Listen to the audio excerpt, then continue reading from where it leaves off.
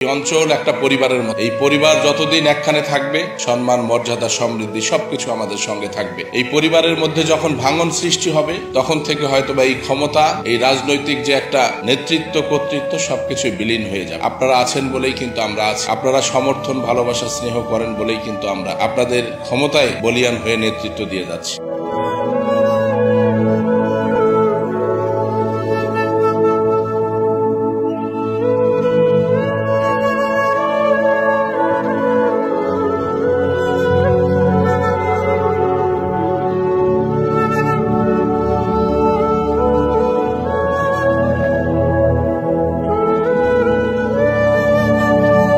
এই অঞ্চল একটা পরিবারের মতো। এই পরিবার যতদিন একখানে থাকবে, সম্মান, মর্যাদা, সমৃদ্ধি সবকিছু আমাদের সঙ্গে থাকবে।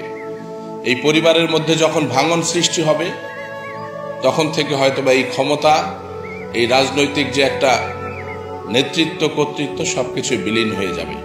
আপনারা আছেন বলেই কিন্তু আমরা আছি। আপনারা সমর্থন, ভালোবাসা, স্নেহ করেন বলেই কিন্তু আমরা আপনাদের ক্ষমতায় বলিয়ান হয়ে নেতৃত্ব দিয়ে যাচ্ছি। আমাদের সকলের জন্য দোয়া করবেন।